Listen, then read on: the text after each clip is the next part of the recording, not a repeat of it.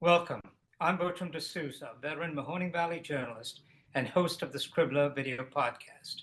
As America implodes politically and socially, with the marketplace of ideas now resounding with mindless babble, there fortunately is an issue you can delve into with a song in your heart: the Beatles or Taylor Swift. The issue has lit up the internet and has also grabbed the attention of mainstream media, including the New York Times.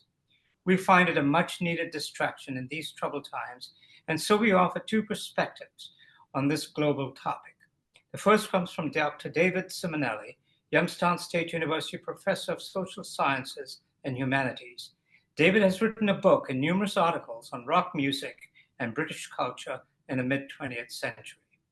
The second is offered by Madison Tromler, well-known media personality in the Mahoning and Shenango valleys. Madison announced Friday that she has stepped down as the weekday 6 p.m. co-anchor and reporter of 21 WFMJ. Thank you, David, for joining me to talk about the Beatles. Thank you, Bertram, for inviting me. We're in the midst of an internet debate, nationally, even globally, comparing the Fab Four with Taylor Swift, the self-styled showgirl. Your profile talks about a book and numerous articles you've written on rock music and British culture in the mid-20th century. What prompted you to focus on that particular course of study? I, as a PhD student, I was originally going to work on the reacclimation of veterans back into British society after the First World War. And I started the research on it. I was struggling to get through it. And I went and talked about the subject with the Russian history professor at Tulane, which was my university. Mm-hmm. And he shook his head and he said, "That's boring." And I was shocked, but I said, "Yeah, you're right." And he said, "If you're going to do a subject, you're going to be living with it for the rest of your career. So it better be something that you like." And I decided to go back to why I had originally been interested in British history in the first place, which was, I wanted to know what the lyrics were about in my favorite Rolling Stones and Who and Beatles songs and stuff like that. I mean, when the Who sang about threepence and sixpence in Magic Bus, I was like, what the heck is threepence and sixpence? And so, that was what got me started on it. And I've always thought that there's sort of this third rail that nobody ever talks about in the relationship of rock music to British society, in that there's no discussion of class. There's obviously something that's there. There is this class element. I mean, everybody that you talk to in articles, particularly in that period of time, the 60s and 70s, seem to talk about class and their position in British society. But no historians or cultural theorists or anybody else that I had read seemed to want to deal with it. So I decided to work on it in that fashion. Okay, why Britain? Well, I mean, I also find it, fairly remarkable too, that Britain has become a place that is powered by a culture industry, which is fairly remarkable in its history. The Germans at the turn of the 20th century, they, in their desire to set up the conflict that they expected to win in terms of, domination of world culture, talked about Britain as the land without music.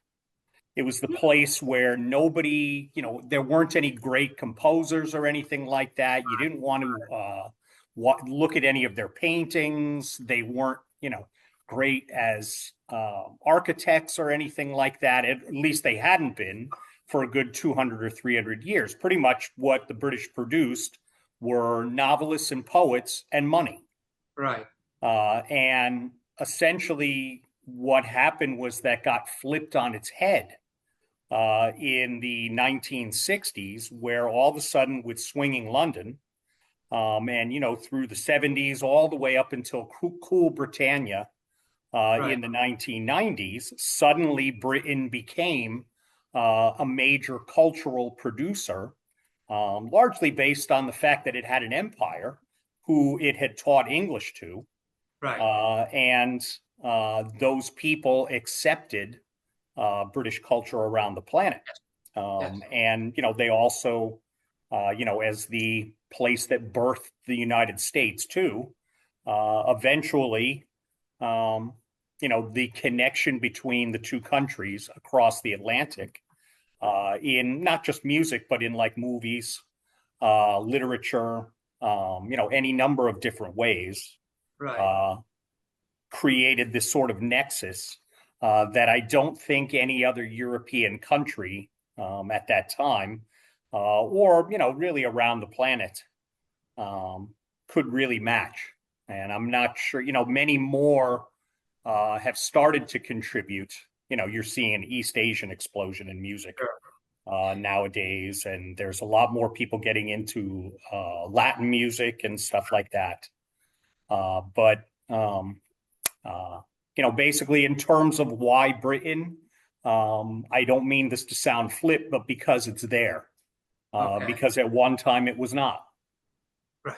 So you talked about lyrics in these various groups. Mm-hmm. What did you find in researching lyrics? Is there a common theme? Is there a common thread of all of these various groups, including the Beatles, in the lyrics of the songs that they produced? I actually spent more of the book talking about the images of musicians. I talked about lyrical concerns and the kind of artistic influences that that musicians accepted in the 1960s and 1970s. Lyrics were a way of pursuing that kind of, I guess, placement and status in British society. But really, my book turned out to be more about sort of interviews with musicians and how they presented themselves as cultural leaders of youth in the 60s and 70s, and how they would take their new, artistic heft, their professionalism, their authenticity. Those are a pair of concepts that I spent a lot of time talking about, and use that to apply weight to their opinions in British culture, and for that matter, like youth culture in general. Lyrics, I don't want to blow off lyrics as being important, but there were just so many different things that bands would talk about that didn't have to do with class, and I was really focused on one aspect of it. So. In talking about class, the Beatles were, I don't know what, lower middle class. Was that common from the other bands as well? Did they come from the lower strata of society, or?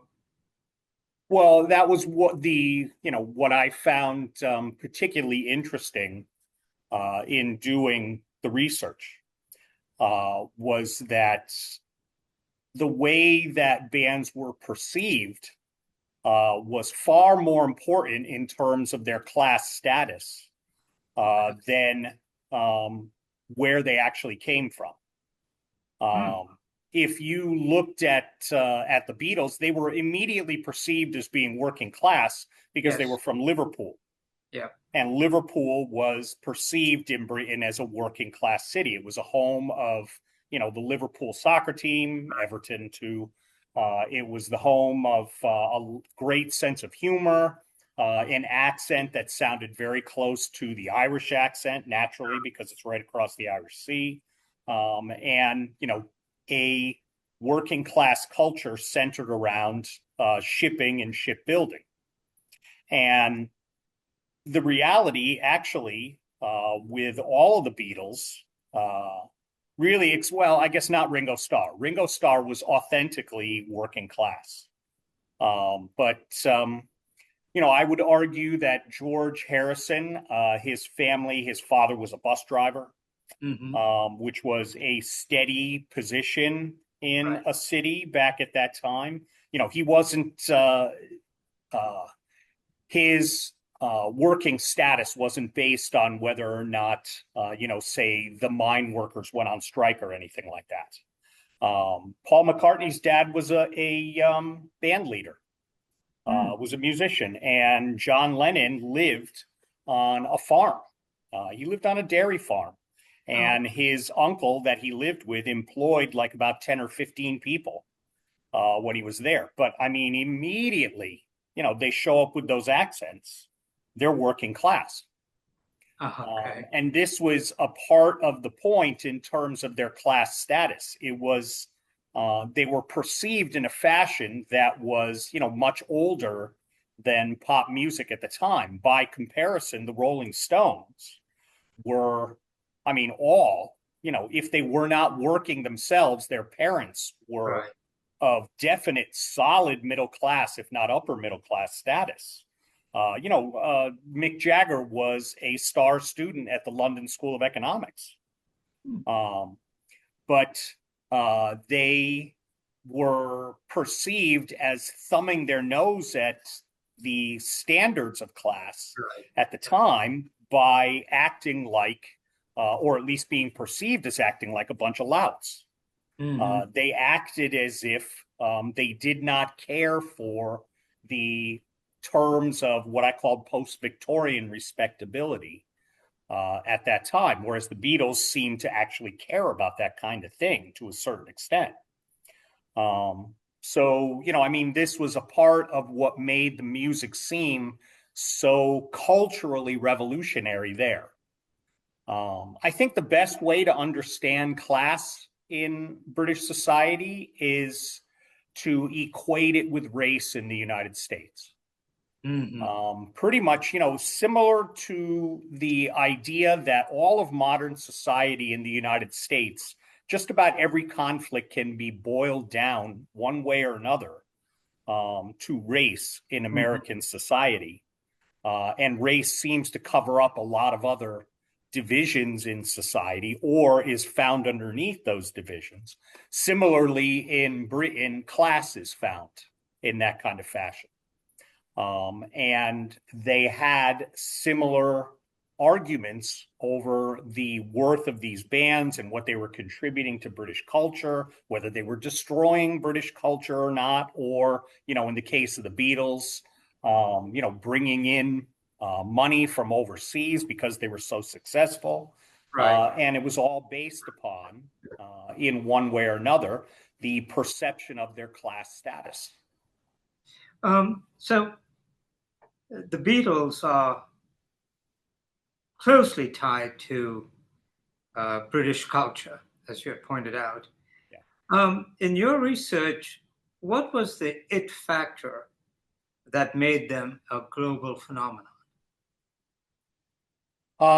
The most important nexus point to me, for the Beatles to become a worldwide global phenomenon is this, as a time period between about, say, October of 1963 and probably like August of 1964 when A Hard Day's Night came out. And the two things that were the basis of that were the fact that they went back to the United States. They brought rock and roll music back to the United States and became a sensation. Which was a total shock to British cultural commentators. I think a lot of them who had decided that the Beatles were talentless talentless waste of time in 1963, all of a sudden saw them as geniuses in 1964. Because if the Americans are accepting this, the Americans know what rock and roll is. They must be pretty good. And then after that, trying to figure out why they were good and deciding that it was because they wrote their own music. And being able, unlike, say, an Elvis Presley, or any number of other acts in Britain, where they would get music similar to how artists in the United States went to Tin Pan Alley or the Brill Building at the time.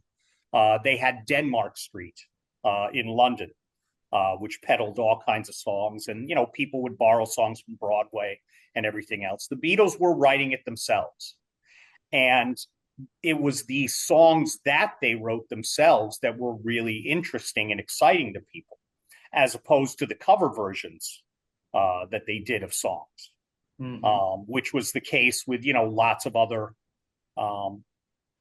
bands in 1960s Britain as well. And a part of it too was just their presentation. Those two things I think dominated. The fact that they were exciting in the United States and the fact that they were songwriters. Underneath that, they were interesting personalities. Interesting enough that you could put them in a cartoon, over here, that played on Saturday morning TV, that you wanted to hear and see everything that they had to do because they were funny and they were fun. And they seemed to be, good-naturedly thumbing their nose at the standards of popular culture as they had been established, in particular by adults, and in particular by middle-class cultural dictates for, time immemorial. The way they, in addition to their music, they became around the world, and I grew up in one of the British colonies, and so we were very much aware of the Beatles. And I recall when the Beatle boots came out and the drain pipe trousers and the mop haircuts. I mean, that became what a lot of the people in the colonies wanted to be like. Was that intentional, the way they did that, or the way they dressed and the way they presented themselves? Yes and no. And those are two different things. The way they dressed and the way they presented themselves.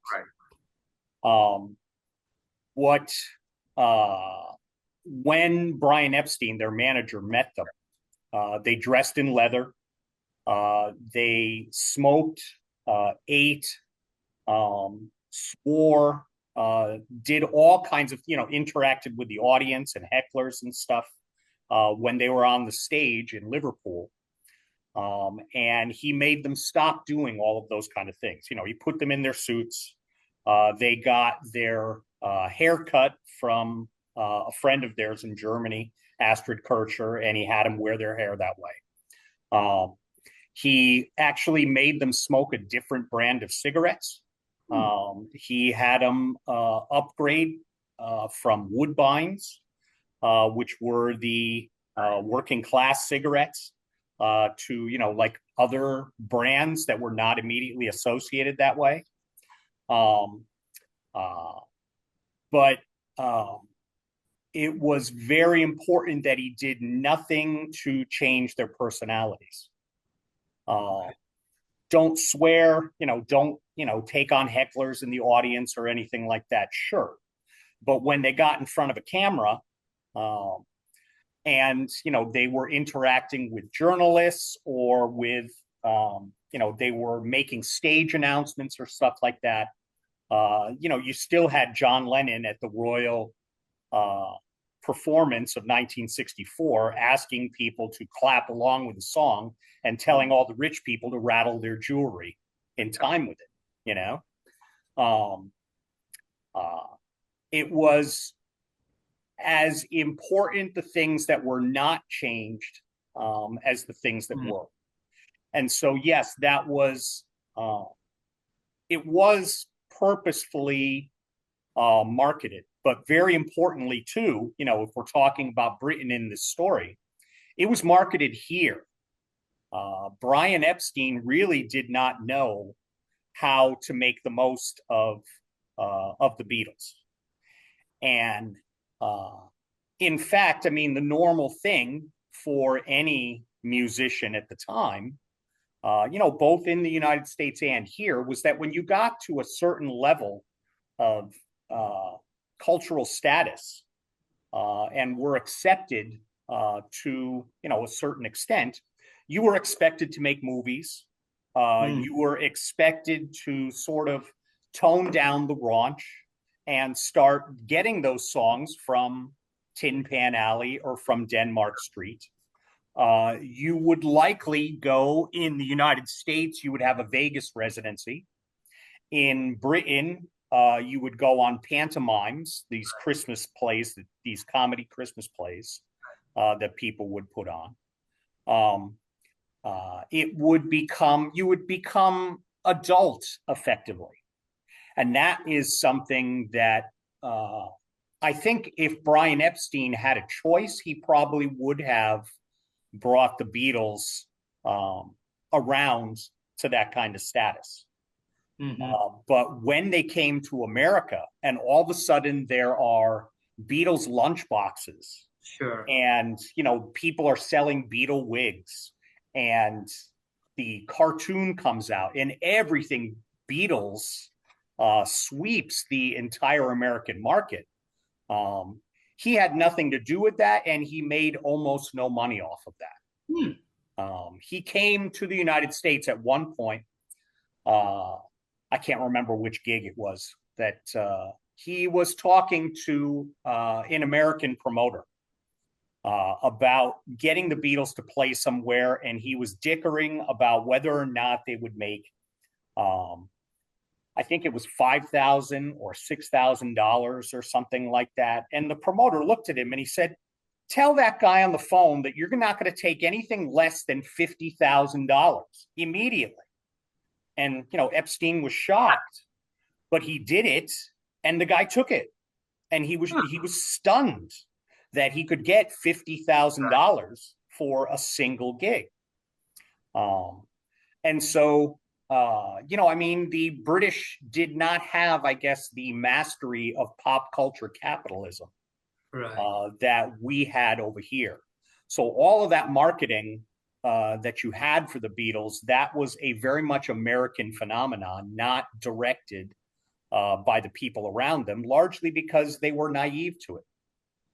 They just really did not understand how to do it. So they were a global phenomenon, same as Taylor Swift. And one of the reasons I wanted to do this is because of the ongoing debate. Even the New York Times has done articles about, you know, the Beatles versus Taylor Swift, and, you know, who is most influential or who is more influential. Is there merit to such a comparison in your estimation? There is merit to it, but I would not say equality of standard. Beatlemania, the Beatles' acceptance as a cultural phenomenon is a one-time thing. Will never happen the same way again.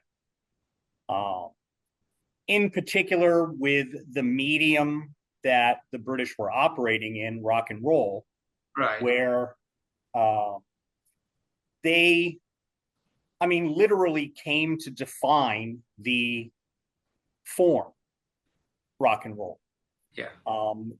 That any music that they chose to do was defined as rock and roll because the Beatles did it. Something like Eleanor Rigby. And the response to them, you know, the screaming of girls, the essentially for 4 years, every single thing they touched turned to gold, and was brand new to people. The speed with which they developed as not just musicians, but as artists, and with their presentation and their sense of their status in British culture is completely unprecedented.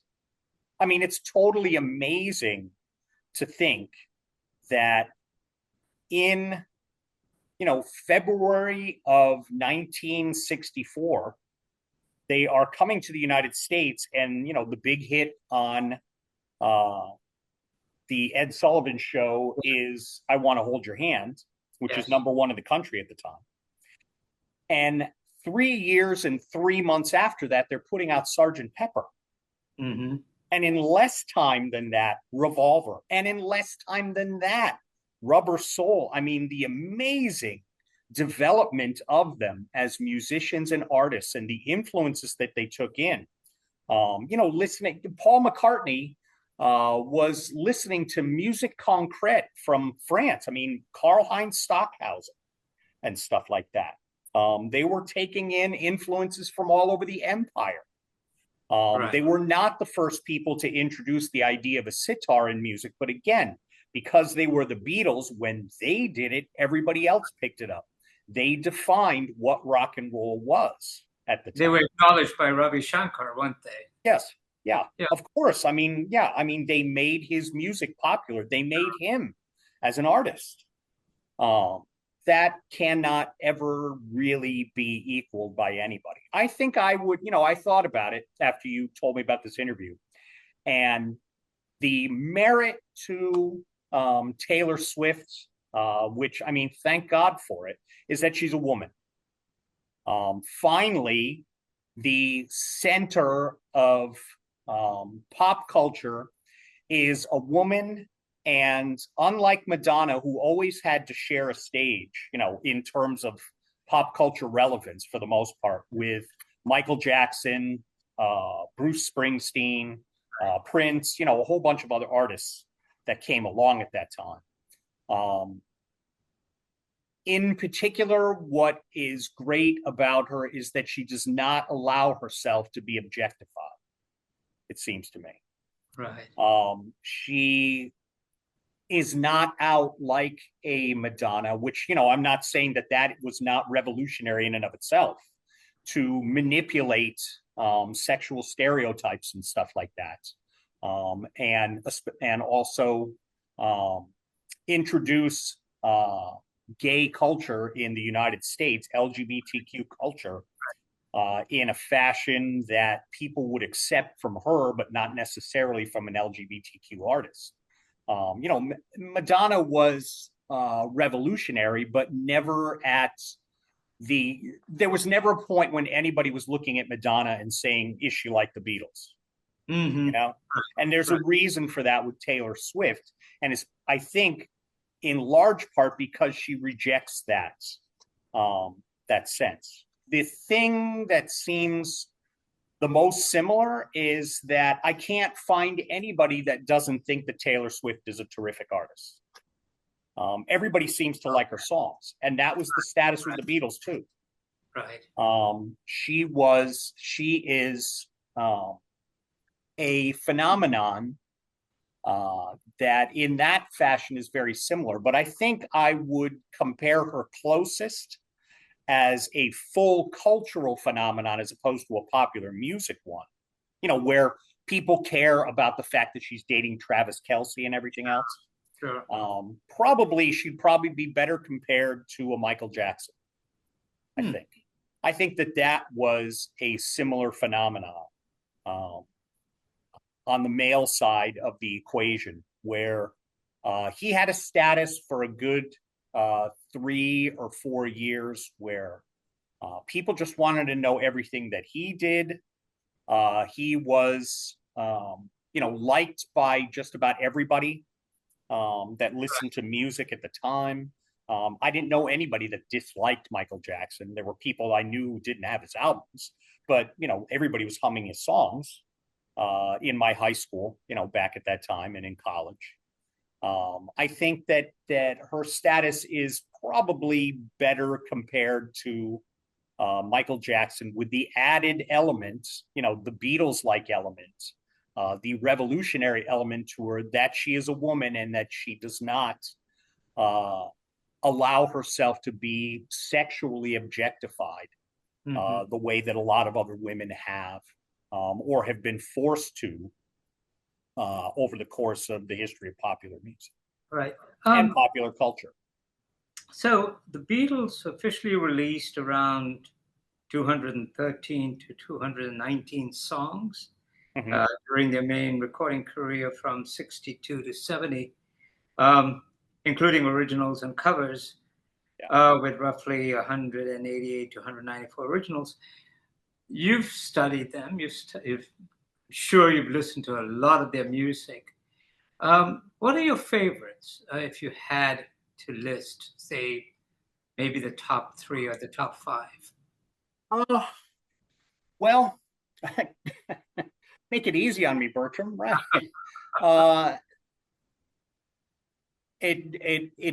The best thing about the Beatles, and always, I think, I would assume that this is the same with, everybody's favorite artists, is that you listen to them at different times, under, different circumstances, with different influences in your life, different people, different associations. And those things change all the time, if I had to, I'll pick, I guess, like 3 songs, I suppose. And I guess I would put in a plug for the book to read about your favorite songs. What's the title of the book? It's called Revolution in the Head, the Beatles songs in the 1960s. And it goes song by song by song, going over all of the Beatles, all of those 260 some odd songs that you were talking about, from beginning to end. And it is by a guy named Ian MacDonald, who is a musician and a historian. And he just does an absolutely superb job. I think probably just about any scholar would acclaim that book, at least one of the top 2 about the Beatles. So, anybody watching this podcast, if they want to do that, Ian MacDonald, Revolution in the Head. My favorite songs, Paperback Writer is always at the top, and Rain, which, was backing it as a single. Those 2 songs, I think, are kind of a turning point in the Beatles' careers. So I guess as a historian, they're very interesting that way. The first ones that didn't immediately hit number 1, never made it, either of them, but I think it's their best single. If you had bought that, if you're going to buy a single by the Beatles with 2 great songs on it, that would be my favorite. Or, I just love George Harrison's guitar in it. I like the drone sound. It is evidence of the Beatles' indulgence, John Lennon's and George Harrison's, Paul McCartney's indulgence in LSD, to get that drone sound on Rain. So I love those 2. I love Tomorrow Never Knows. I'm weird. I like the sitar songs. I like Love You Too. I like Within You, Without You. It's very strange. I was watching, I think it was the religion channel, and they had a choir that was singing in church, and they were singing "Let It Be." And it struck me, I recall where parents didn't want their kids to be like the Beatles, and then here's a church choir singing that. Doesn't that say everything, though? It really does. I mean, again, in terms of the question that you're asking, maybe someday I don't know Taylor Swift's music well enough to know a single song that will achieve that status. Right. But I think it says an awful lot that Let It Be was recognized as such, Yes. pretty much at the time. Right. A similar song, I guess, would be Hey Jude, having Yes. that kind of very personal status that is universal. Hey Jude being about Julian Lennon as a child when John Lennon left Cynthia, and Let It Be being about the mother that Paul McCartney missed after she died when he was a kid. Um, uh, and it's so easy, Mother Mary, Yes. to turn that into a Christian anthem. I mean, it says everything about their status in that time. Just fantastic. So finally, where do you go from here as far as your immersion in rock music and British culture? What are you doing next? I wrote the book. Yeah. I have always been into cultural, artistic movements. Mm-hmm. Like romanticism, modernism, postmodernism, stuff like that. I wrote an article comparing futurism, Italian futurism, to the mod movement in the 1960s, a similar emphasis on speed, violence, originality, a rejection of the past. I was working on that. But other than that, I mean, I was for a very long time working on, other aspects of popular cultural studies in Britain. I was working on a book on the 1924-25 Wembley exhibition, the World's Fair Right. that they had back then, which was supposed to sell the British Empire. I've had lots of other subjects that I've worked on, but a couple of years ago, a university in Brazil, which would translate to Sao Paulo State University at Franca, got a hold of me and they bought my book. So I was shocked. Yeah. And I just went down there for Thanksgiving to Wow. give a whole series of talks Yeah. on the influence of romanticism and modernism in rock music, which is very direct in Britain in particular, because there is an entire section of the university system referred to as art school, where they send students that are interested in like cultural subjects and stuff.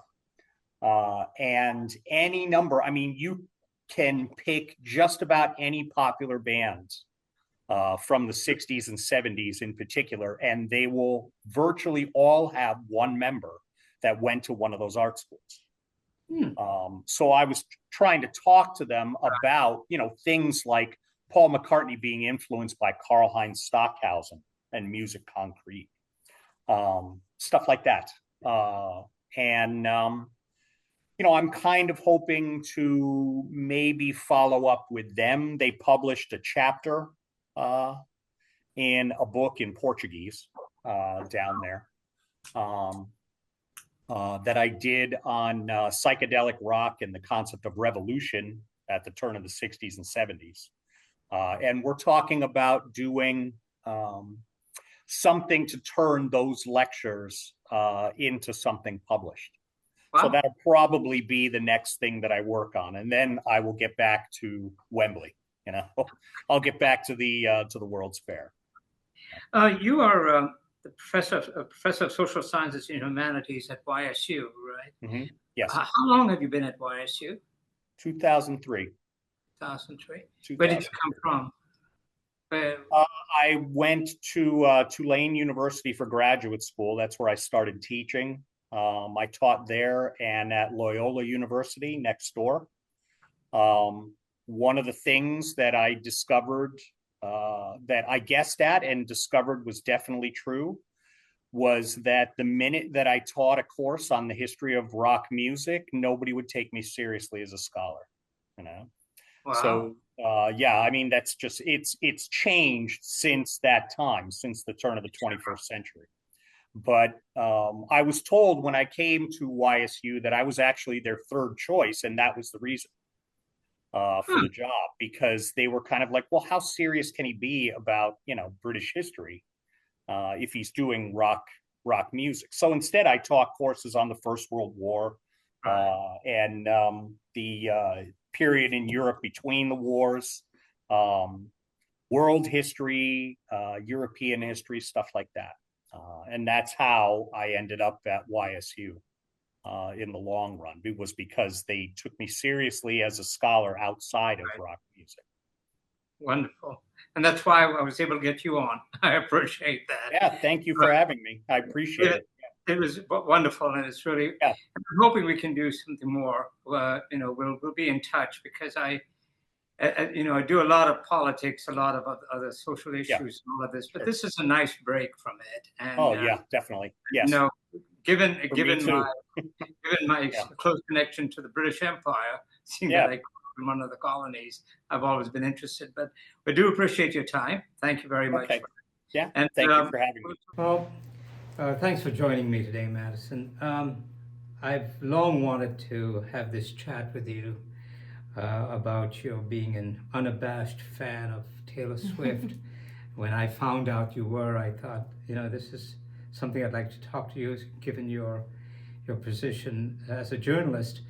But there's a new twist to our conversation today, namely your announcement Friday that you're leaving 21 WFMJ after 5 years as co-anchor of the 6 p.m. weekday news and as a reporter. So let's start with a fun one. How old were you when you began your journey to become a Swiftie, and what attracted you to her? So she was the first concert that I ever went to, and that was in 2009. It was her Fearless tour. How old were you? I was 11 years old, yes. So I think 4th grade. Yeah.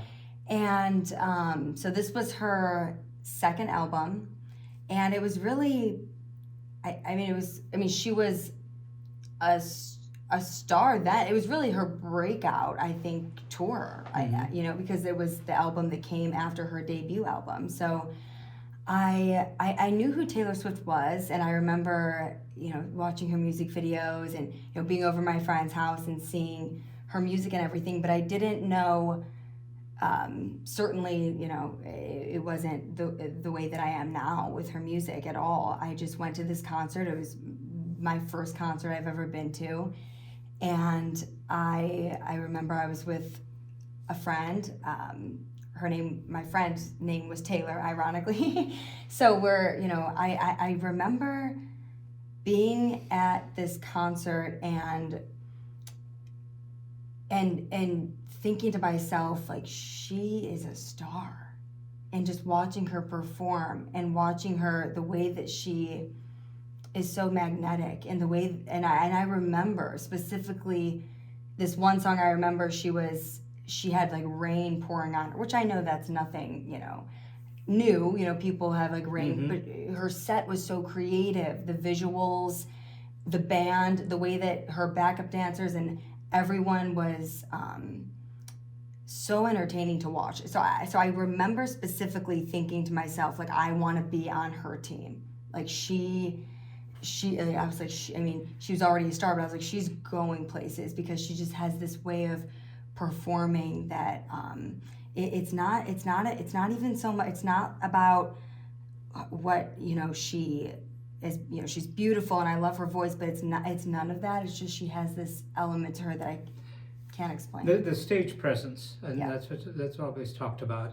But at 11, the words to her songs, which we'll talk about later, did that have any impact, or were you just taken by the way she performed on stage, taken by the whole, the way they sort of created this image of her on stage and her backup singers and the dancers and performers? What was it at 11 years old? What attracted you? Right, because I was 11 and she is 12 years older than me. So I was born in 1997. Okay. She was born in 1989. And interestingly enough, and I was just thinking about this earlier, she has 12 albums. So yeah, she just came out with her 12th album. Right. So she's 12 years older than me. And so yeah, of course, some of the songs, although I would argue, Fearless is filled with, the song Fearless, that's one of the songs. Mm-hmm.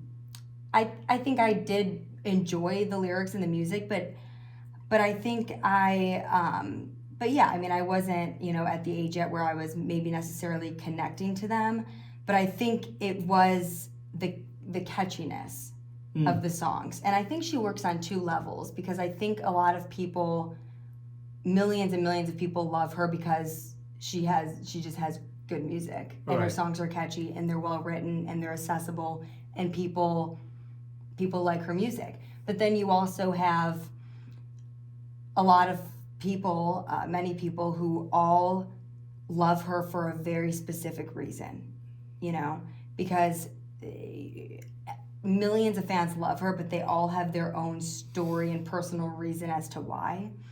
And I think when I started admiring her and watching her work and watching her grow, I also felt like I could relate to her in more ways than just her songwriting, which I'm enamored by the way that she writes. That's huge to me.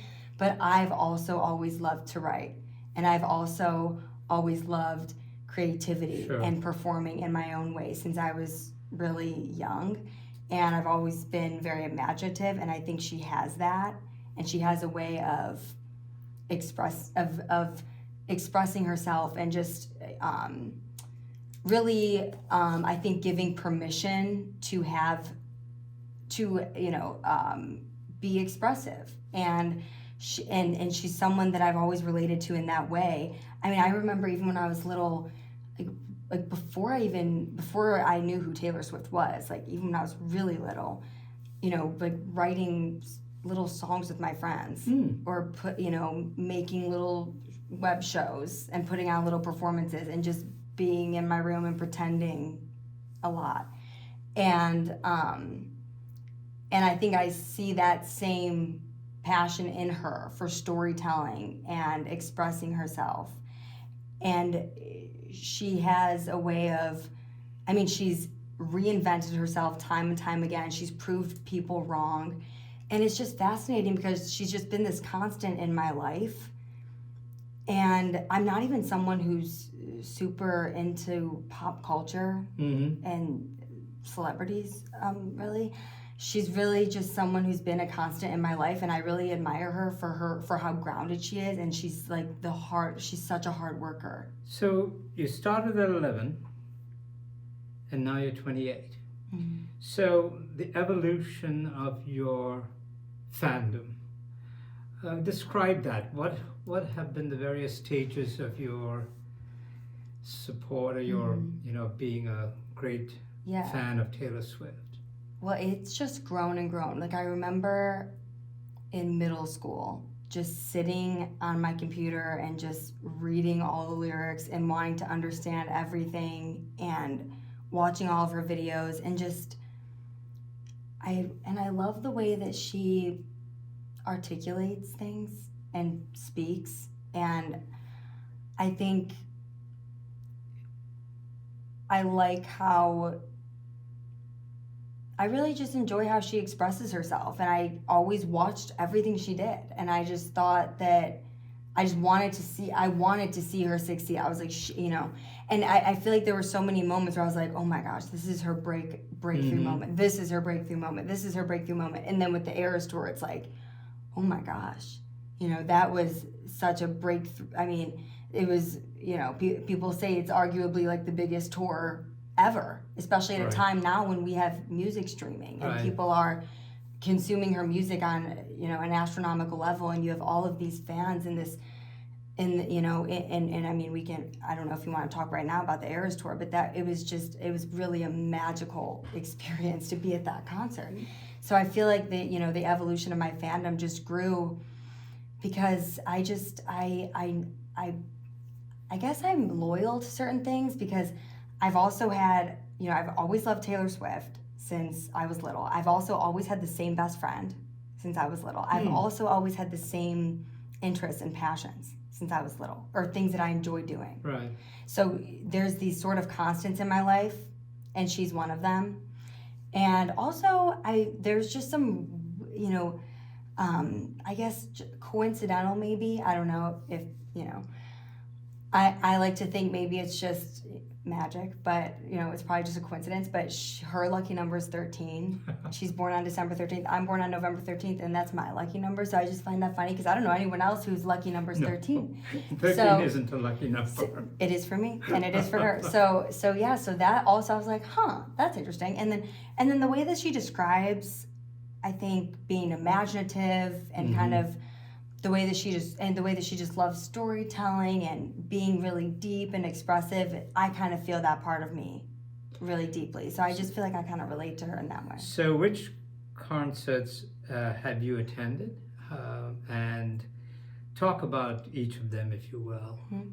So my first one was the Fearless Tour, the one that we just talked about, my first concert. And it was called the Gund Arena at the time in Cleveland, right. And so that's what it was, where the Cavs play.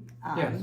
And I mean, I don't remember it perfectly, but I just remember wearing a black Taylor Swift Fearless t-shirt, and I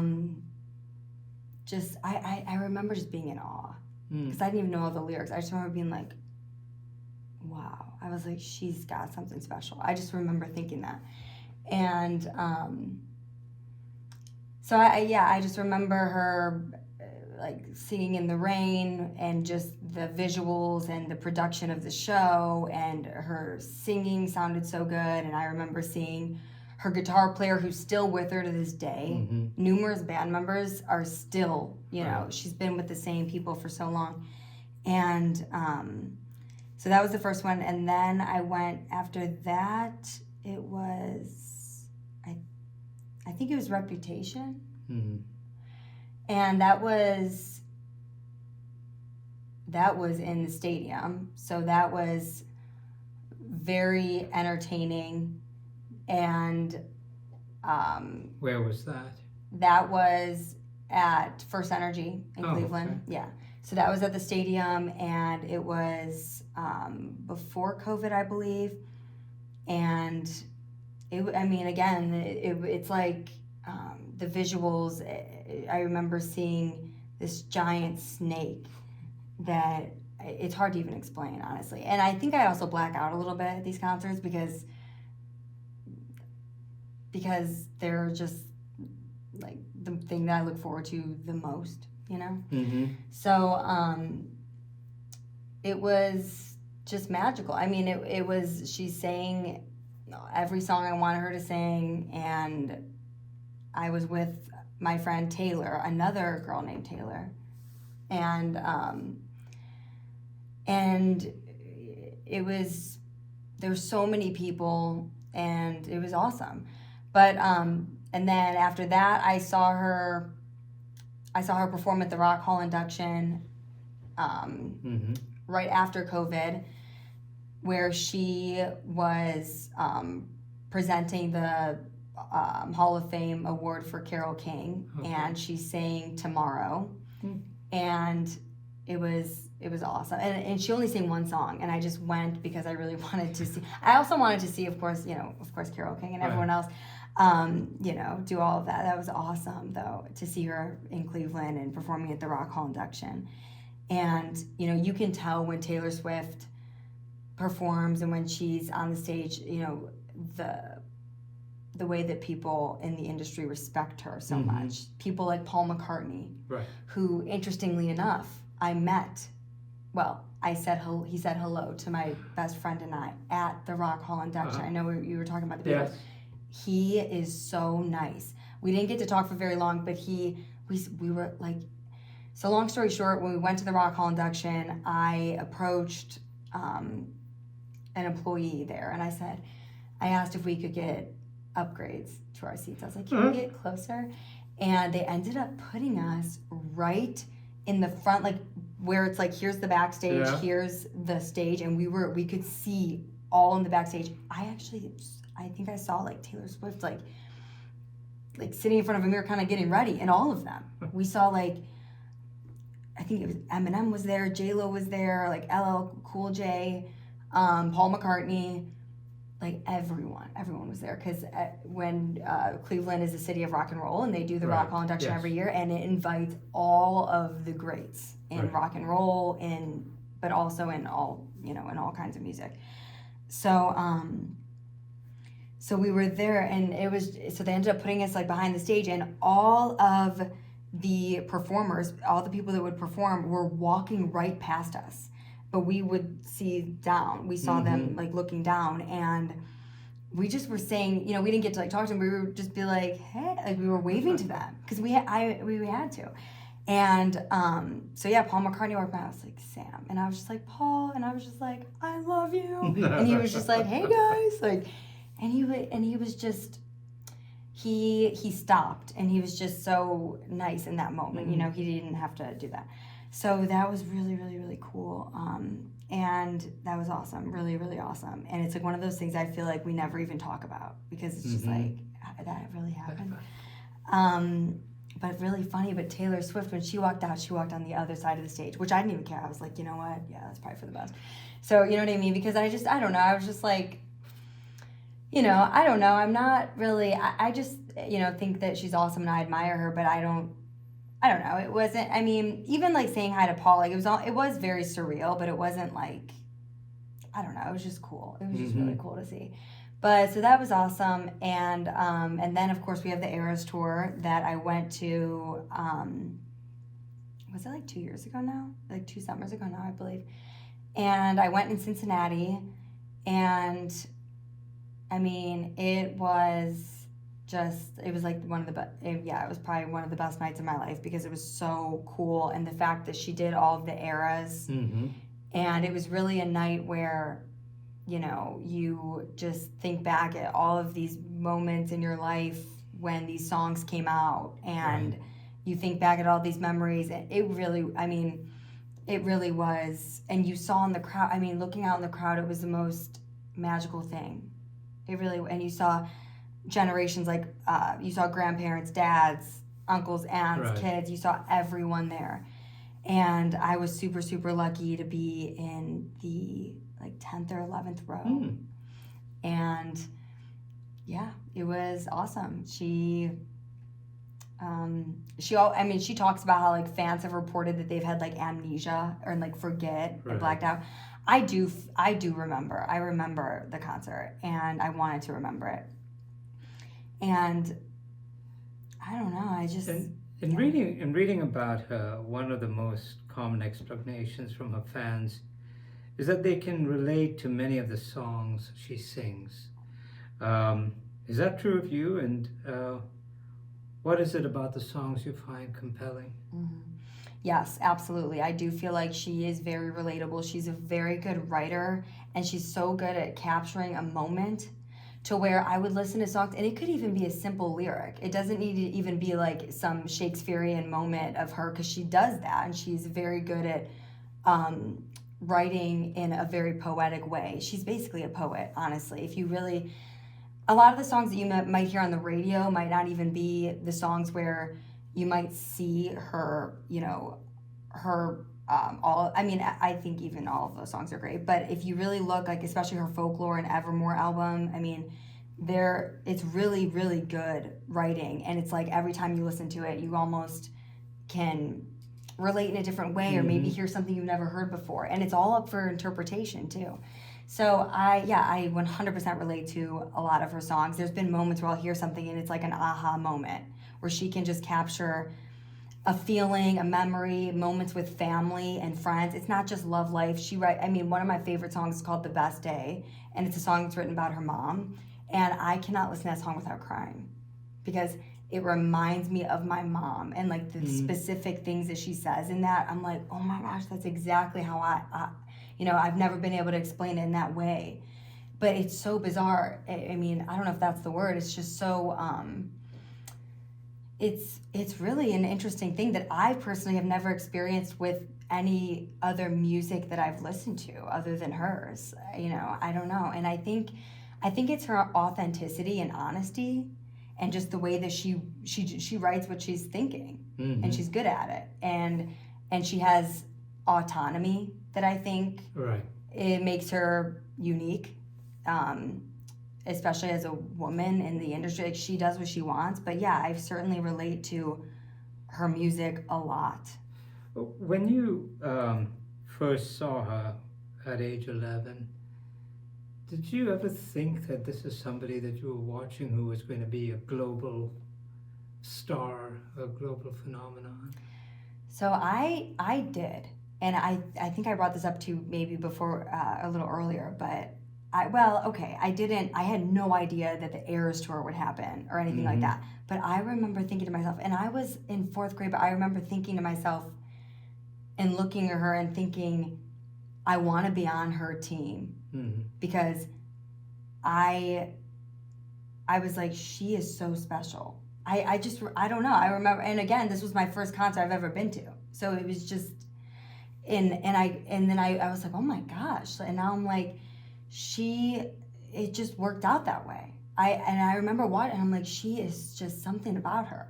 And I was like, and then she kept putting out so much music. Right. And it's like, she's like, well, she might be like the healthiest relationship I've ever had, actually, because she's so consistent. She never lets me down. Like, she always, and she gives more. She's so, and I think what makes her different from anyone out there is the way that she connects with her fans and literally invites them into her living room. She would do secret sessions.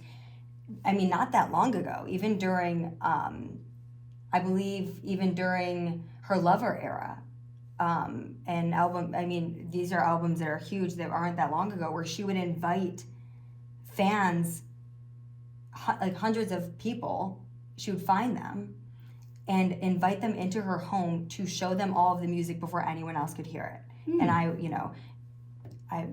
have never been lucky enough to be at a secret session, but she finds them, and it goes back even, she was huge on Tumblr back in the day, and she would connect with fans on there, and a lot of them were from Tumblr, and she would invite people to her home and like show them her music. And she's went to fans' weddings, and she's written songs for her fans. She's written a song for a fan who lost her son, and it's a heartbreaking song, but some of the things that the way that she's connected with her fans is, I think, part of the reason why they've stuck around for so long.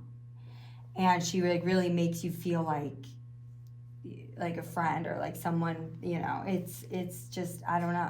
It's interesting that you would use the phrase, she's never let me down. Because there are people who talk about the songs that she writes about breakups and ex-boyfriends and ex-lovers and all of that. A lot of young women relate to that, don't they? Yeah, of course. Like, and I mean, but if you really think about it, everyone writes breakup songs. So does Bruno Mars, so did the Beatles, so did Michael Jackson, so did Elvis. I mean, we all write songs about love because that's like the deepest feelings that we feel, especially when we're sad.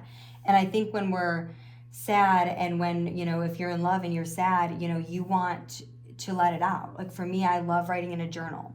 I always write in my journal about things. So, I can understand that feeling of wanting to let something out on paper. And I've always felt that way as well. So I think, certainly, like, women can relate to that, because, I mean, especially when you're young and you're trying to navigate the world. And remember, she comes from, she comes from the Midwest. She comes from Pennsylvania, and I know she's talked about in interviews of maybe feeling lonely at some points in her life and turning to music. And, she always had that there for her. And, so I think she writes about the things that we all go through. Mm-hmm. And she writes these songs. So yes, like certainly so many of us, because like when I went through, my first, another example of this is like the song 15 that she wrote. And it's about, it's about like your first day of high school. That literally I was like playing that that song was like around the same time that it was my first day of high school. So it aligned Right. And she gives advice in her songs too that have stuck with me a lot about life, about like believing in yourself and not, and not giving yourself away, or not, knowing your worth and feeling, free to express yourself. And she gives advice about,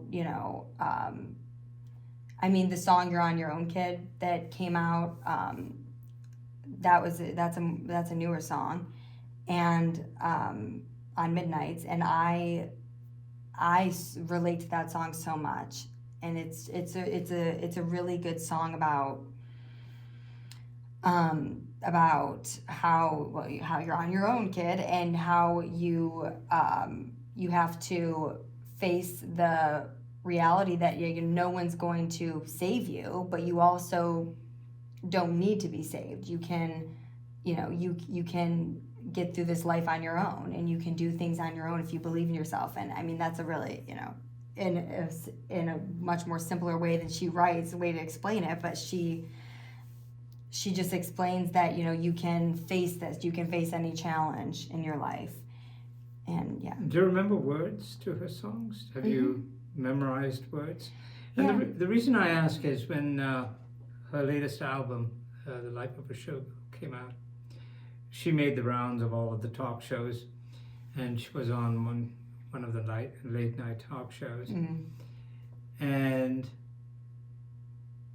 she was, every time the host would name a song, she'd start singing it, and the people in the audience were singing it.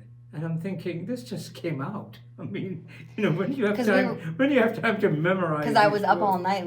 I stayed up all night listening to it. Did you? Yeah. Yeah, and I came to work the next day like, hey guys. Yeah, of course, yeah. Why?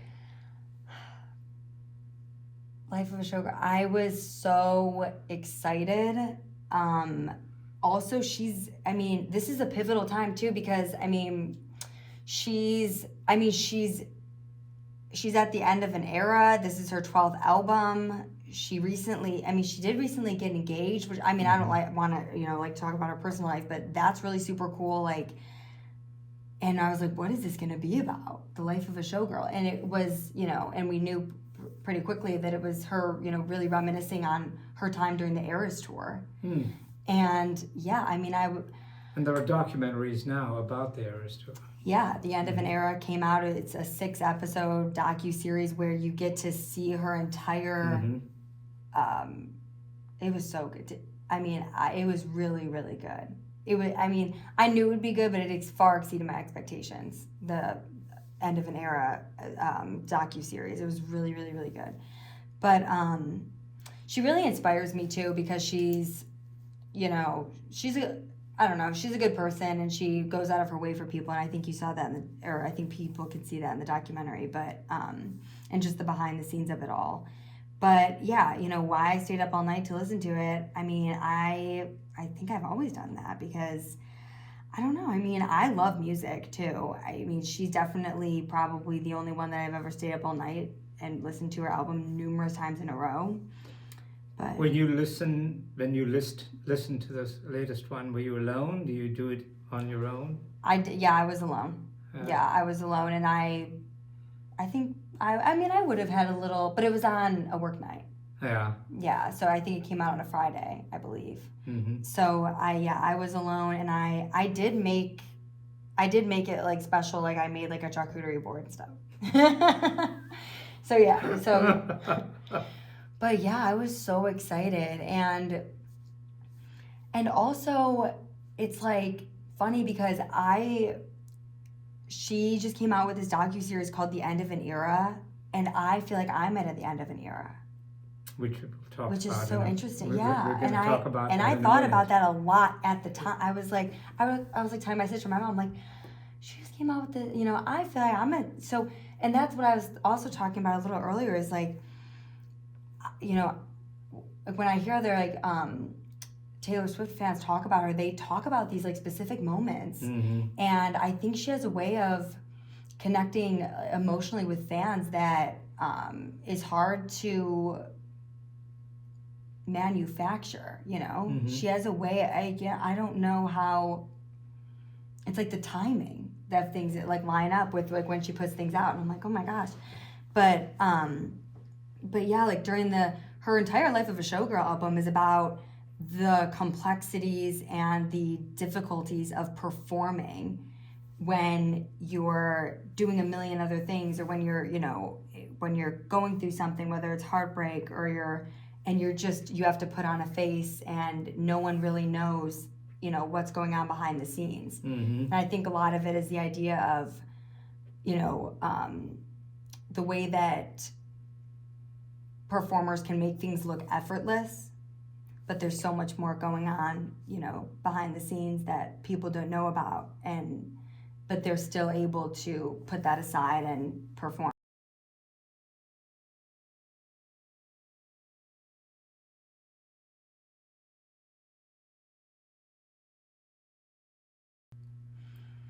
When I heard it, I was like, wow. Like, I think that, like, the Life of a Showgirl. Now, I mean, when you think showgirl, you think, now, what a showgirl is, and I think part of the reason why she decided to title it that is it's someone who, you know, someone who comes out and they're putting on a show, Right. and you're watching, and they have those like fancy outfits, but it's not so glamorous, because when you think about it, there's like outfit changes, and like these are like performances that are like one after the other, right? And it's like quick, and it's very and it's all about like perfect, but it's very quick changes. Like, you know, you're getting all ready and you're just like putting on a performance, and it doesn't matter how you feel in that moment, like you just got to go out there. And so I think she's talking about like, what's the life of a showgirl like? So, you know what I mean? So it's the life of someone who is putting on a performance every day, you know. Do the songs reflect that? Yeah, for sure. Yeah, I think, sure. Well, like, I mean, I can't speak for her, but I think the idea was that the songs were behind the scenes in her life of a showgirl. So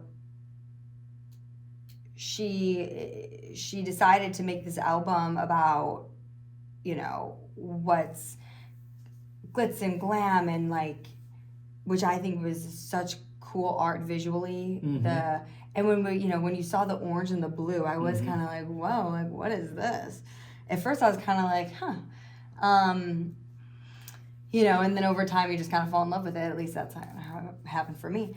But I think then I understood what she was doing was like, it's a behind the curtain. You know, like you open the curtain and these are the songs of how she was feeling during. So are there any songs that would reflect the fact that the life of a showgirl isn't always glamorous? Is it always, you know, what you see at the concerts, or what you see it, you know, on television? Mm-hmm. Well, I do love the song Opalite, and I think that song it's a happy song about getting through something. So it's a really, really good song, and it talks about how someone was going through something difficult and they came out on the other side. And when I heard it, I was like, oh my gosh, this is great. It's a great uplifting song. And her song Father Figure, I mean, it's up for interpretation, but I see it as being someone who deals with power dynamics And I mean, we know that Taylor got her music back Right. and that whole saga. And, you know, I think that song I'm sure she, I mean, I don't want to make any assumptions, but I'm sure I think she writes from a lot of different experiences, and you can put different things in one song. But Father Figure, I think, is really a song that very well captures the idea of having to prove yourself and deal with egos around you and people like that who try to maybe control some things that you're doing and things like that, but having, you know, having the willpower and the integrity to get past that. So, I mean, those are two songs that I really, really like. There is a song about her relationship with Travis Kelce or not? I don't think I mean, I don't know that she like actually said that. Right. You know what I mean? But I think because she's never ever actually confirmed. Now she is engaged, so I think, you know, Right. maybe she's more open about things, but I think, you know, she's never confirmed. But yeah, I mean, we all know she wrote the song Wood. And honestly, I think it's hilarious. I think it's funny. And it actually took me a second to I listened to it. I listened to it and then I listened to it again. I was like, oh, okay. But I don't know. I can't confirm. I don't know what songs were, you know, about Travis, or if there are songs about Travis, but I think, you know, because that's up to her to say. But I think, I don't know, I just really enjoyed all of the songs. I thought it was catchy. I mean, you know, I don't know. I thought it was funny. I think so I also think that she has a really good sense of humor, and she's actually really funny. Like, very personable too. And makes really good jokes. Like, she's actually funny, you know, and maybe because she's really smart and she has that wit and there's that way about her, but she really is funny. So I would guess what happened was there was no intention. It started as something else and then turned into another, and they were like on the floor laughing, like, let's put this on this album. This is hilarious. And it's like, if you get it, you get it, you know? Right. It just, yeah. So one of the reasons I wanted to do this was because there's this ongoing debate about the Beatles versus Taylor Swift and their global reach. I had another guest on this podcast is a professor at YSU who has written a book and various articles about the rock music and British culture, and has done extensive research on the Beatles. And so I talked to him about, you know, the Beatles and Taylor Swift, and without telling you what he said, do you think that is a legitimate comparison? Is that a legitimate debate to be having, comparing the Beatles and Taylor Swift? I don't know if it's apples to apples. I mean, I think that she is extremely powerful in this time that we're in. Like, she, you know, people say Taylor's the music industry. That's the saying that everyone says right now. But I don't know that it is apples to apples, because also, you know, we're talking about two very different times. And I love the Beatles, and I grew up like listening to rock and roll, and I love music from the 70s, the 80s. I love Queen so much. Like, I wish Freddie Mercury was alive right now. Yeah. I know he would love Taylor. And Paul McCartney. Right. I mean, they're friends, so we know the Beatles approve of her. All the greats absolutely are enamored by her, and they all want to be, because I think that they can sense what she has and the kind of like writing skills she has and the performing and everything. But I think, you know, obviously I wasn't there for the Beatles, and I know I've seen photos and stuff, and I know how crazy it was. But I mean, look at her arena shows. Yeah. It is. I mean, in my entire lifetime, I feel like, I mean, I know that this is the biggest, you know, I think it's the biggest star of this generation, I believe. So, I mean, yeah, she won like Artist of the Decade and stuff like that. She wins, all these awards, and became a billionaire in the just from music. Yeah, I heard. And mind you too, and when I said it wasn't apples to apples, the Beatles, they didn't have to compete with streaming. People bought, their albums. It was a lot more, it wasn't as accessible to see them in concert even, well, yeah, it was more, I guess, I don't know, I have to think more about the concert thing, because actually I think it's starting to grow into a time when maybe concerts will be more desirable, because we're seeing how the ticket sales are going up so much. But I think, people had to go buy their album, and we didn't have smartphones. So now I think, it's a time when artists aren't getting paid as much, I think, from music sales alone, but I'm also not a music industry expert, but I just know that it is a little bit different. But I think, I don't know, I mean, I'm not really I understand, I guess, I guess I've never really thought too much about comparing art, because I think that it's really just up for interpretation, and I think the Beatles clearly were, they're legendary, of course. Right. But so is Taylor Swift. So, I mean, I don't think it's a question of like who was better than the other, or who had more fans. Like, will we ever really know? I mean, I don't know, but I think the legacy that I think, time will tell. Taylor Swift is 36, 35. How long has she been performing? When did she start? It's been almost 2 decades. Okay.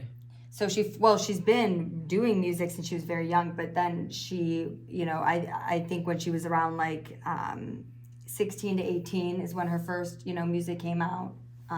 So she was so young when she was doing, I mean, you think about right now, like Sabrina Carpenter, who's amazing and awesome, and she's doing, arena shows. Taylor Swift was doing those when she was 18. Right.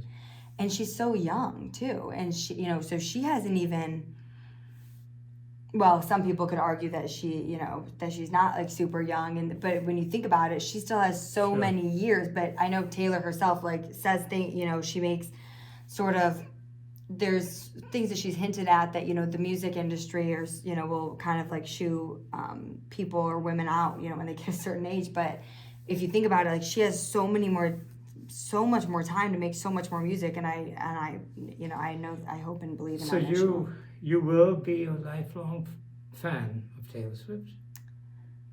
Yeah, I think so. As long as, I think she's remained so grounded. She's given me no reason not to. Mm-hmm. She's so grounded, and I just think that she's really special, and I like watching her thrive and watching her grow, and I'm really into visuals, and I love watching her music videos, and now she's, entered the film arena where she's coming out with, movies in theater based on her, or movies in the movie theater based on her work. And so, I mean, I'm always just interested in seeing all of that, because I think it's super cool.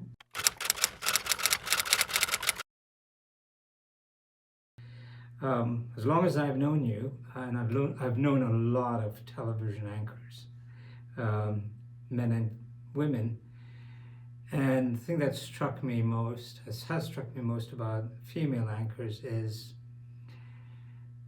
the prima donna complex.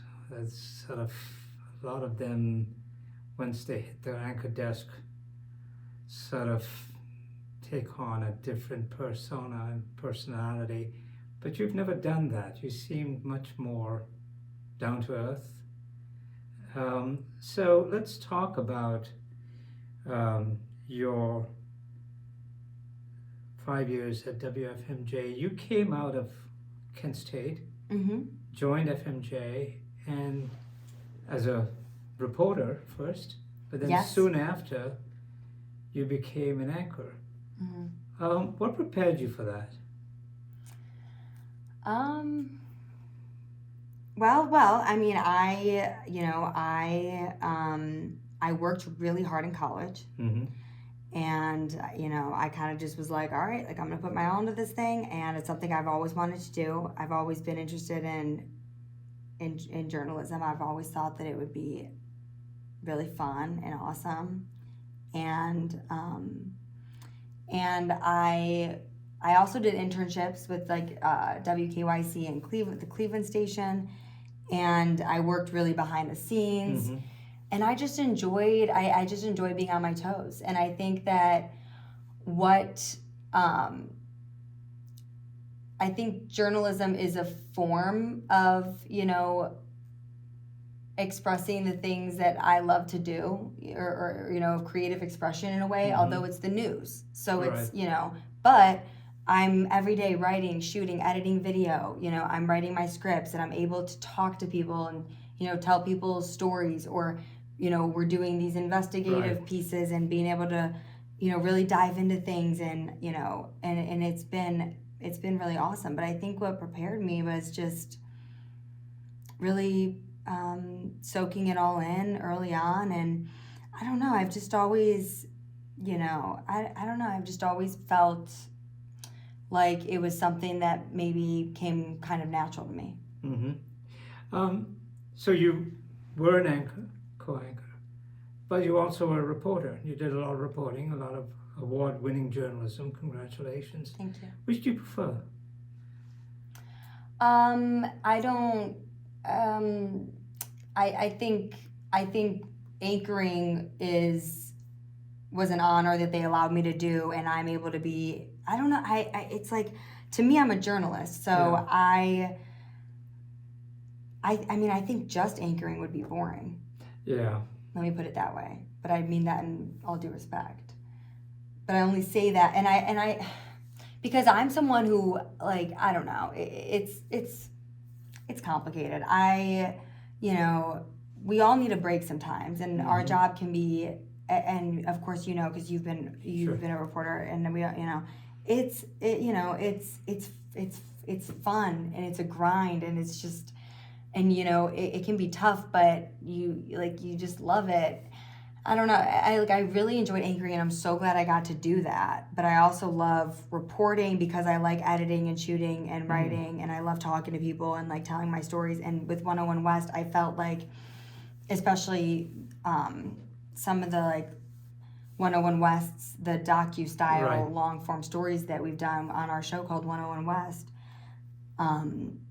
At WFMJ, I felt like I had, a lot of control over like the music in it, and just like, and I love that. I love editing music over video and taking, and writing a script, and really, it's like I just love creating things and doing all of that, and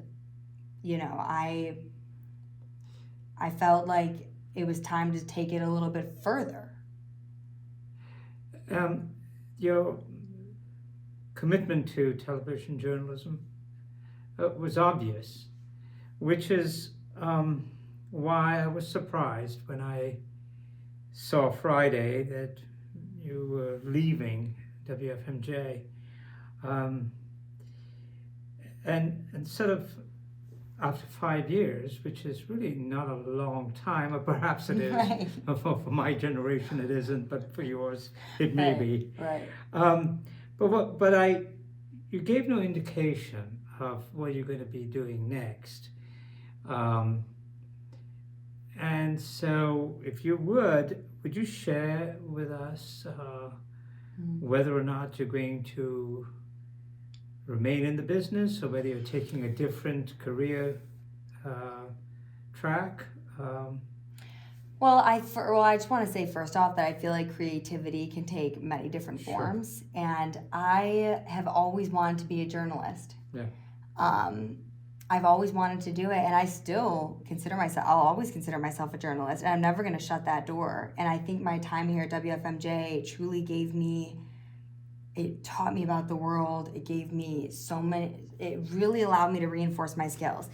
And, so since I was little, I've always enjoyed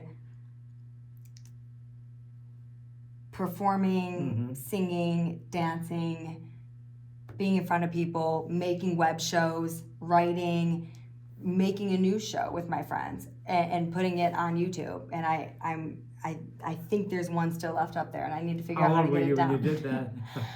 Little. I don't even, I look back and I'm like, I was so resourceful because I don't know what editing software we were using. I don't even, it's so funny. But so I've always wanted to be a journalist, but I've also always been interested in film and television. Well, of course I'm in television, but I've always been interested in television. I also wanted to be a newspaper reporter. I knew I wanted to write, I wanted to make video, I wanted to tell stories. I've always been interested in expressing myself, and I do think creativity can take so many different forms, and I want a new challenge. So, so after 5 years, I had to make a decision as my contract came to a close, and since I was so young, I've always wanted to be an actor. I've always wanted to. I've always played in my room and pretended to be character. I still do it. I'm very imaginative and kind of I think I have a part of me that, has always been a little hidden away and a little bit in my own world. And I've always, talked to myself and loved creating stories and people and ideas in my mind. And and I'll write them down as well. Just ideas for whether it's writing a book or writing a movie or, different ideas. I don't know, but I've always enjoyed the idea of just immersing myself into another life or another world. I don't know. I guess that's the best way to describe it. But yeah, since I was really little, I've always enjoyed, it's so funny that this is something that really my mom knows about because she would catch me, and but not really something I, talk about, but yeah. Where are you going to pursue your acting career? So I'm moving to California. To Hollywood? To Los Angeles, to pursue an acting career. And I've been wanting to do this for a really long time. Do you have contacts? Do you have people that you know over there that could open doors, could help you? I do have some connections, and I'm working on, building those relationships, and I'm just going to see where it takes me, I'm lucky that I've had, 5 years on camera, and and I know it's a tough business, but I just go with my gut, and I know that, I'm so open-minded because I'm in love with the news. I just left a job on Friday that I love. Right. But it's to allow myself to pursue acting because it's something that I've always really, really wanted to do, and I just want to see where it takes me because I'm just ready for a new challenge, and I just felt it. And for some reason, it's like this past year, I just started feeling it, so I just started intentionally pursuing it and building relationships and connections. And you're young enough to do it now, as opposed to, because you really, first of all, you're not married or you don't have children, right? You're sort of So whatever decisions you make are decisions that will affect only you and your life, right? Yeah, exactly. And I feel like if I would have done it even maybe 3 years ago, honestly, I don't know if I was ready at the time. Right. It feels like now is the right time for me to pursue something else. And I was going so back and forth with it. And it's funny because I think a lot of people may be surprised, but if you ask my mom and my dad and my family, they're like, okay, yeah, we saw this coming. Are they all supportive of this career move? Yes, they are. They are. They definitely, my mom, she's sad and everything. My dad's a little he's like, probably won't work out, but, but, I know that I don't care if it does or doesn't. I hope it does, and I'm going to work my butt off I really hope it does, and I do think I have a strong work ethic, and I do believe in myself. But I think I'm following my gut, so wherever it leads, it's gonna lead to something, fruitful or meaningful in my life. Absolutely. So what is your best friend, your childhood best friend that you're still Sam. friends? What Yeah. did she say? Well, I don't. Yeah, she's sad. She's really sad. But she's happy for me, and and so, yeah, she's happy for me. But I think she's sad, and a lot of my friends are married, and they have kids and everything. So, and so, yeah.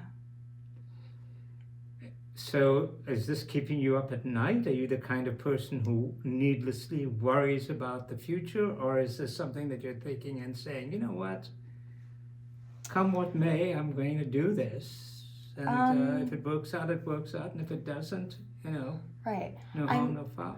I mean, it does terrify me and makes me nervous, and maybe sometimes it does keep me up at night. But I think what would keep me up at night more is not pursuing it. What terrifies me more is the regret of not going after my dreams, because me at anchoring and reporting at WFMJ is a dream of mine that came true. And there was a time when I was like, when I would never believe you. I would never believe it when I was little. If you said, you're going to be a journalist one day, and you're going to be, a news anchor, you're going to be a reporter, my jaw would be on the floor. Because I remember being in middle school and writing down that I wanted to be a journalist, and I just knew that it would lead me somewhere, and it would teach me about the world, and so I don't know, and honestly, I didn't know though. When I started here, I thought that maybe I would go to a bigger news market, and I still could. I'm never going to shut that door. Sure. But I thought that I could. Do I thought that I could do that, but I think I started to, it's almost like I'm remembering those desires when I was a kid, and I'm just starting to crave something within me. Right. And I think I just feel like I want to feel more aligned with myself, and I started to feel maybe like I just wanted something new, and I want to feel like I'm new at something again. Mm-hmm. I want to feel like I actually like that. I'm like, wow, I have so much to learn. And the idea that it might not work out, and the hope of it. I just want, I want a new challenge. The key is not fearing failure, because we all, at some point in our lives, fail. Yes. And it's a good thing. How you manage that failure is what counts. Yeah, and you have to be okay with rejection. Sure, and when people are like, "You suck," you have to be okay. Because that's just everyone has their own perspective or opinion. So I just believe in the idea that we only live once. Right. And we're on this earth, and I just want to do all as much as I can to be happy and have fun and enjoy my life. And you always have Taylor Swift to keep you going. Yes. Mm-hmm. Well, listen, I wish you all the best. Thank you. It was wonderful. Thank you for coming in and chatting, and for sharing with us what you intend to do in your future. And I'm sure you'll do well in whatever pursuit you sort of experience, because as long as I've known you, you did very well at FMJ, and I want to congratulate you on that. Thank you so much. We'll see if I'll be back next year. There'll be a job waiting for you, I guess. Thank you.